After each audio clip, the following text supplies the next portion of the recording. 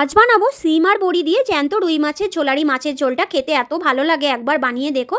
তো প্রথমেই বড়িগুলোকে লাল লাল করে ভেজে তুলে নেবো। বড়ি ভাজা হয়ে গেলে ওই তেলের মধ্যে রুই মাছের টুকরোগুলোকেও খুব ভালো করে ভেজে নেবো। তো সবগুলো মাছ এইভাবে ভাজা হয়ে গেলে কড়াই থেকে তুলে নিয়ে ওই তেলের মধ্যেই গোটা সিম আর আলুগুলোকে ভেজে নেবো। আলু আর সিম খুব ভালো করে ভাজা হয়ে গেলে কড়াই থেকে তুলে নিয়ে আবারও কড়াইয়ে সর্ষের তেল দিয়ে দেবো জিরে, তেজপাতা, শুকনো লঙ্কা ফোড়ন। আর গোটা জিরে, আদা আর শুকনো লঙ্কা আমি আগে থেকেই বেটে রেখেছিলাম, সেটা দিয়ে দেবো। তারপর ওর মধ্যে একটা গোটা টমেটো দিয়ে দেবো, কেন ঝোলটা একটু টকটক হলে খেতে আরও বেশি ভালো লাগে। স্বাদ মতো লবণ আর হলুদ দিয়ে খুব ভালো করে মশলাটাকে কষিয়ে নেবো। কষানো হয়ে গেলে ওর মধ্যে ভেজে রাখা বড়ি, সিম, আলু দিয়ে বেশ কিছুটা গরম জল দিয়ে দেবো। তারপর ফুটে উঠলে যখন আলু, সিম সব সেদ্ধ হয়ে যাবে, ভেজে রাখা মাছগুলোকে দিয়ে ওপর থেকে ধনেপাতা ছড়িয়ে ভালো করে ফুটিয়ে নিয়ে নামিয়ে নিয়ে গরম গরম ভাতের সাথে পরিবেশন করবো। তো এভাবে একবার জ্যান্ত রুই মাছের ঝোল বানিয়ে দেখতে পারো।